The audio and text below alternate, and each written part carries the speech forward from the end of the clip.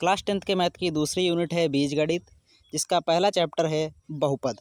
इसमें total 3 topic हैं। पहला टॉपिक है बहुपद के शून्यकों का ज्यामितीय अर्थ, दूसरा है बहुपद के शून्यकों और गुणांकों में संबंध, तीसरा है बहुपद के लिए विभाजन एल्गोरिथम। तो आज के वीडियो में हम लोग पढ़ेंगे कि बहुपद के शून्यांक क्या होते हैं और इनको हम कैसे निकालते हैं।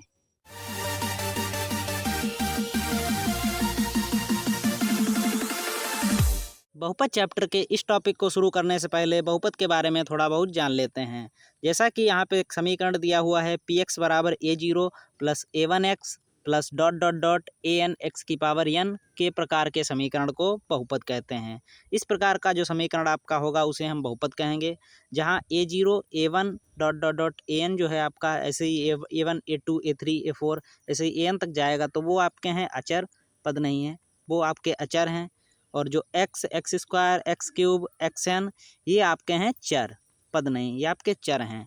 तो एग्जाम्पल के लिए यहाँ पे 2 समीकरण दिए हुए हैं।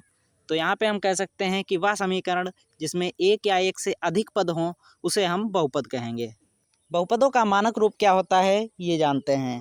यदि बहुपद में x की घातों को आरोही या अवरोही क्रम में लिखा हो तो उस बहुपद को उसका मानक रूप कहते हैं।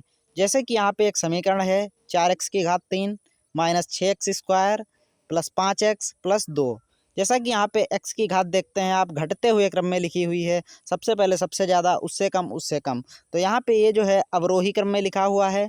इसी प्रकार नीचे वाला जिसमें सबसे पहले कोई x नहीं, उसके बाद x, फिर एक्स स्क्वायर, फिर एक्स क्यूब, यहाँ पे बढ़ते हुए क्रम में लिखी हुई है, यानी आरोही क्रम में लिखी हुई है। तो ये जो दोनों समीकरण हैं ये जो है बहुपद का मानक रूप हैं। इसी प्रकार नीचे एक समीकरण लिखी हुई है जिसमें पहले एक्स स्क्वायर है, फिर एक्स क्यूब है, फिर 2 है, फिर एक्स है। यहाँ पे जो है एक्स की घात का कोई क्रम नहीं है, ना बढ़ते हुए क्रम में है ना घटते हुए क्रम में। तो इस प्रकार ये जो है ये बहुपद का मानक रूप नहीं होगा। एक पदी बहुपद क्या होते हैं?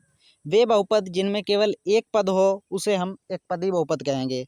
जैसे कि 3x, या फिर एक और उदाहरण है 6x स्क्वायर, इसमें केवल एक ही पद है तो इसको हम एक पदी बहुपद कहेंगे। द्विपदी बहुपद क्या है? जिसमें केवल 2 पद हों, जैसे कि 8 माइनस 2x, इसमें 8 और 2x 2 पद हैं। कहने का मतलब है अगर बीच में एक चिन्ह आया हो तो उसे हम द्विपदी बहुपद कहेंगे, और एक भी चिन्ह ना आया हो तो उसे हम एक पदी बहुपद कहेंगे। इसी प्रकार त्रिपदी बहुपद क्या होते हैं? वे बहुपद जिनमें 3 पद आए हुए हों, जैसे कि यहाँ पे देख सकते हैं x की घात 4 माइनस 3x प्लस 2, तो यहाँ पे 3 पद आए हुए हैं, तो ये आपका त्रिपदी बहुपद है। इसमें आपको 2 चिन्ह लगे हुए मिलेंगे। जिसमें आपको 2 चिन्ह दिखें वो त्रिपदी बहुपद, एक चिन्ह दिखे वह द्विपदी बहुपद, और एको चिन्ह ना हो तो उसे हम एक पदी बहुपद कहेंगे। बहुपद का ये वर्गीकरण पदों के आधार पर किया गया है। घात के आधार पर भी बहुपद को 4 भागों में बांटा गया है आपके सिलेबस में। पहला है रैखिक बहुपद। रैखिक बहुपद क्या होते हैं? वे बहुपद जिनमें चर की सर्वाधिक घात 1 हो।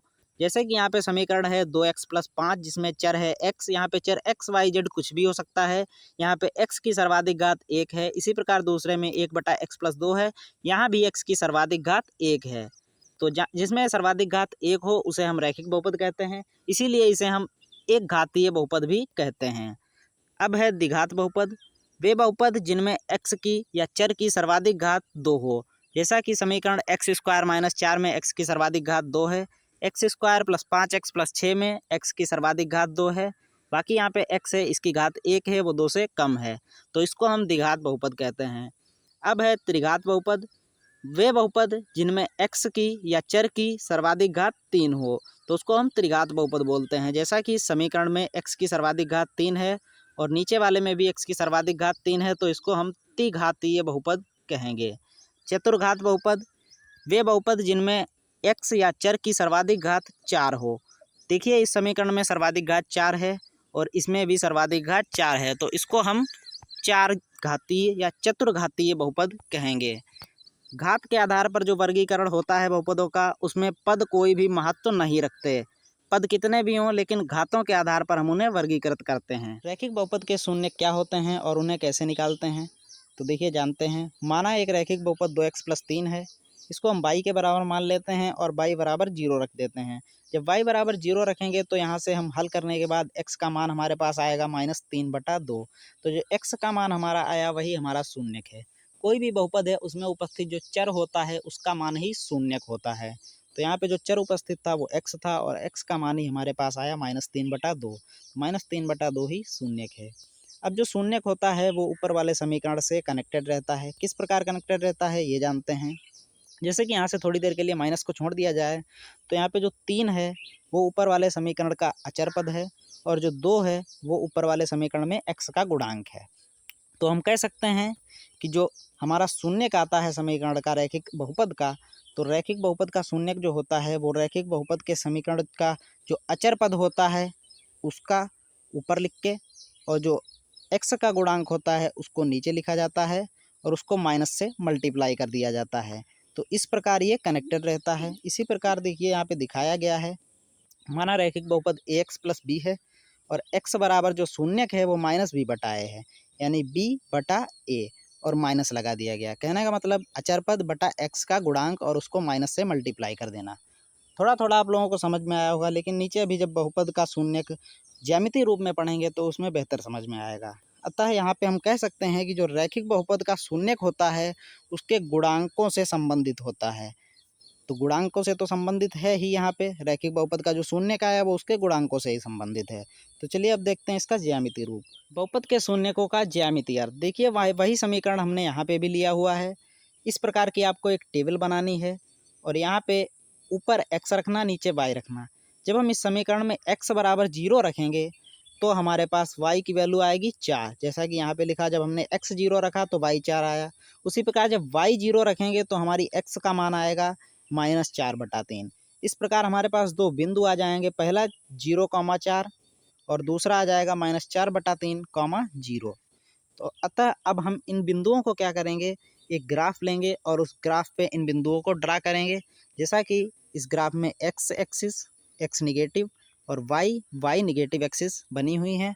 तो पहला है 0,4, यानी 0 जो है वो x है और जो 4 है वो y है। तो x पे बिल्कुल नहीं चला है, 0 है, और y पे जो है इधर को चला है, इधर के लिए। तो y पे 4 चला है तो 4 पे हमने एक पॉइंट लगाया और वहाँ 0.4 कर दिया। इसी प्रकार इसमें -4/3 है, ये कुछ 1 पॉइंट करके आएगा तो वो यहाँ पे दर्शाया गया है और यहाँ पे हमने इस पॉइंट को, अब दोनों पॉइंट को रेखा से मिला दिया गया तो हमको एक सरल रेखा प्राप्त हुई। अब इसका शून्यक कैसे हमको पता चलेगा। जो ये रेखा हमको प्राप्त हुई है, ये रेखा x अक्ष को कितनी जगह काट रही है। अतः रेखा x अक्ष को एक बिंदु पर काट रही है तो शून्यक 1 होगा। ये रेखा जो है अगर इस प्रकार से कुछ बनी होती तो ये 1, 2, 3 जगह काटती तो इसके शून्यक 3 होते। तो इसी प्रकार हमारा निकल के आ गया कि शून्यक इसका 1 होगा और एक जगह जहाँ पे काट रही है वो पॉइंट हमारा है -4/3, 0। तो 0 का तो कुछ हमको यहाँ पे करना ही नहीं है, तो -4/3 हमारा शून्यक आ गया। देखिए पहला क्वेश्चन हमारा है, किसी बहुपद fx के लिए y = fx का ग्राफ दिया है। ग्राफ में fx के शून्यकों की संख्या होगी। संख्या कितनी होगी fx के शून्यकों की, ये जानना है हमको। ये क्वेश्चन यूपी बोर्ड 2019 में आ चुका है। ये ग्राफ हमको दिया हुआ होगा और ये ग्राफ दिया है, इसमें शून्यक कितने होंगे, किसके, fx के।